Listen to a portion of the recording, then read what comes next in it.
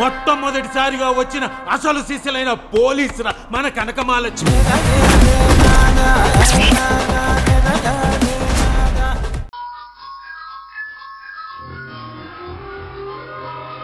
మీకే ప్రాబ్లం రాదు, నేను గ్యారంటీ. నేను చెప్పినట్టు చేయండి చాలు. ముందు ఫోన్ తీసుకెళ్ళి మీ సార్కి ఇవ్వండి. అలాగే మేడం, అలాగే. సార్ సార్ ఎవరో మీతో అర్జెంటుగా మాట్లాడాలంట సార్. ఇప్పుడు నేను బిజీగా ఉన్నాను, తర్వాత మాట్లాడతానని చెప్పు. అది కాదు సార్, ఆ స్వాతి ఉంది కదా, తన గురించి ఏదో మాట్లాడాలంట.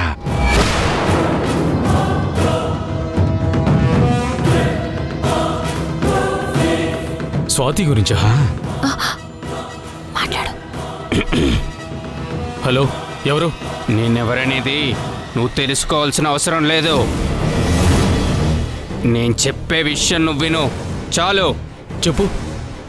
స్వాతి గురించి నాతో ఏం మాట్లాడాలి? స్వాతిని నువ్వు కిడ్నాప్ చేసావన్న విషయం, తన్నెక్కడ దాచావన్నది కూడా నాకు తెలుసు. అసలు ఎవడ్రా నువ్వు? అరవకో. నువ్వు అరిస్తే భయపడ్డానికి నేనేం నీ పియ్యని కాదు. నా మనిషి స్వాతిని కిడ్నాప్ చేసి చాలా తప్పు చేశావు. మా కామ్రేడ్ని కాపాడుకోవడానికి మేమొస్తున్నాం. స్వాతిని అక్కడి నుంచి తీసుకొని వెళ్తాం. ఏం చేస్తావో చేసుకో. లాల్ సలాం.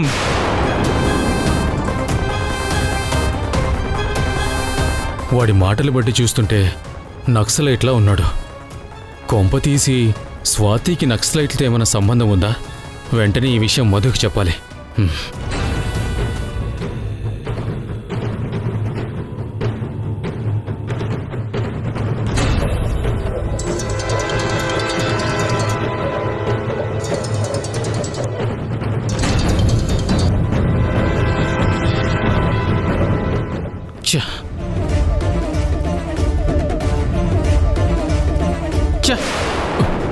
Madhu call lift చేయట్లేదేంటి?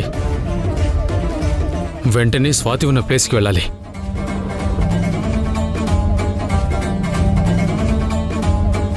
ఏ బాబు కార్తీ. సార్ సార్ సార్ నేను కూడా వస్తాను సార్. నువ్వేం అవసరం లేదు, నువ్వు ఇక్కడే ఉండు. నేను ఎక్కడనే వెళ్తాను. అది అందరూ వచ్చే ప్లేస్ కాదు.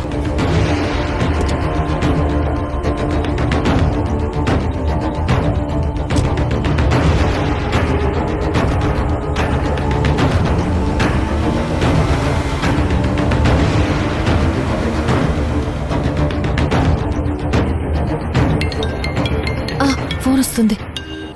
హలో మేడం, మీ ప్లాన్ వర్కౌట్ అయింది. మా సార్ ఎక్కడికి వెళ్తున్నారనేది మీకు లైవ్ లొకేషన్ పెట్టాను. అది చూస్తూ మీరు ఫాలో అవుతూ వెళ్ళండి. Thank you so much. Aditya, మనం జీపీఎస్ ద్వారా ఆ లొకేషన్ ని ట్రేస్ చేయాలి. అంతా మనం అనుకున్నట్టే జరుగుతుంది. పద వెళ్దాం. పదండి.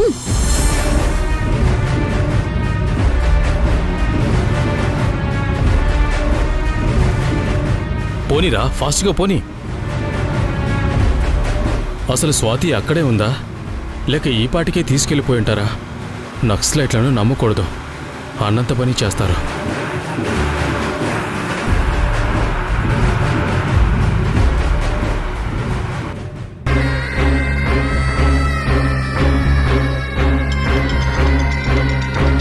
రేయ్, సార్ ఫోన్ చేస్తున్నాడు రా, మాట్లాడరా. నమస్తే సార్. రేయ్, ఎక్కడున్నారా? లోపల స్వాతి దగ్గరే ఉన్నారా, లేకపోతే బయట ఉన్నారా? భోజనం చేద్దామని బయటకు వచ్చాను సార్. బయట చచ్చారా? ఇప్పుడేం భోజనం రా? స్వాతి దగ్గర ఎంతమంది ఉన్నారు? మా వాడు ఒక్కడే ఉన్నాడు సార్. ఒక్కడేనా? వెర్రి తత్తమ్మలారా, ఒక్కడే ఏంట్రా? వాడెవడో ఫోన్ చేసి స్వాతిని తీసుకెళ్తాను, ఏం పీక్కుంటావో పీక్కో అన్నాడు. మీరేమో ఒక్కడిని అక్కడ వదిలేసి మీరందరూ వచ్చేశారు. మెక్కటానికి బయటికి చచ్చారేరా? ముందు అర్జెంటుగా స్వాతి దగ్గరికి వెళ్ళండి. నేను అక్కడికే వస్తున్నాను. త్వరగా వెళ్ళి చావనరా. అలాగే సార్, ఇప్పుడే వెళ్తున్నాం.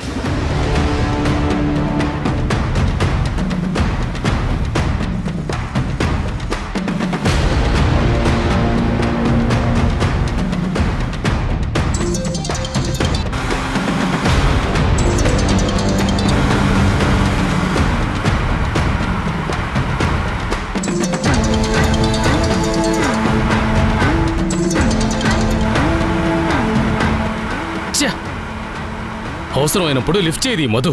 రేయ్, సారు డెన్ దగ్గరికి వస్తున్నాడంట. ఎవడో ఫోన్ చేసి స్వాతిని తీసుకెళ్తానని చెప్పాడంట. పదండ్రా వెళ్దాం. మరి భోజనం ఆకలేస్తుందిరా. ఏం పర్వాలేదు, డెన్ దగ్గరికి తెప్పించుకుందాం. ఒక్క నిమిషం. ఇదిగోమ్మా, భోజనం పార్సిల్ చేసి తీసుకురండి. ఎక్కడికి తీసుకురావాలి? అది సరే నాయనా, అలాగే పంపిస్తాను. రే పదనరా.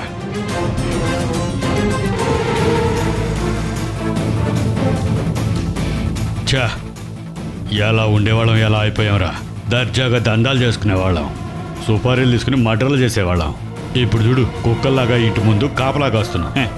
మేడం వాళ్ళ అత్తయ్య దొరికే వరకే మనకి కాపలా పని. ఆ తర్వాత మనం ఫ్రీ అయిపోవచ్చు. ఈ వెధవలక్క నుంచి కదిలేలా లేరే. నేను ఎలాగైనా ఈరోజు చంద్రాన్ని కలవాలి, లేదంటే ఇకెప్పటికీ నేను కలవలేను. ఈ దుర్మార్గురాలు బండారం బయట పెట్టలేను.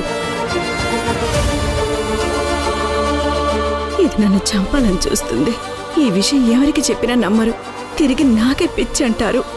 ఒక్క చంద్రాన్ని నన్ను అర్థం చేసుకోగలడు, మధు బారి నుంచి నన్ను కాపాడగలడు. చంద్రాన్ని కలవాలంటే నేను ఎట్టి పరిస్థితుల్లోనూ లోపలికెళ్ళాలి. దేవుడా, నేను చంద్రాన్ని కలిసేలా చెయ్యి.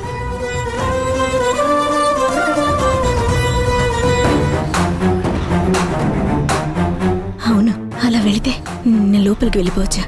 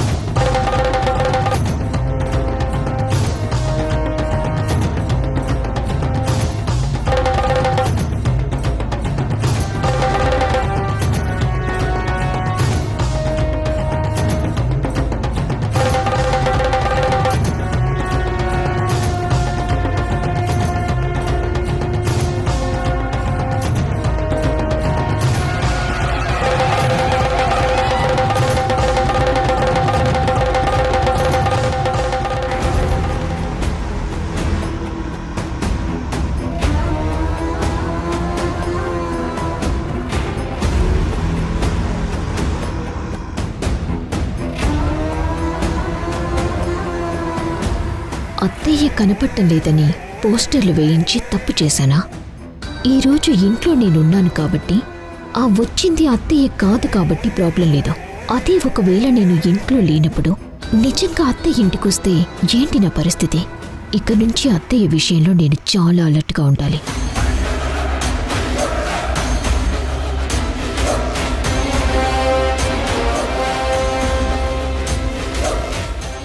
మధు నిజంగానే పెళ్లికి ముందు పిల్లలు పుట్టకుండా ఆపరేషన్ చేయించుకుందా, లేక మా అమ్మని ఇంప్రెస్ చేయడం కోసం అలా అబద్ధం చెప్పిందా?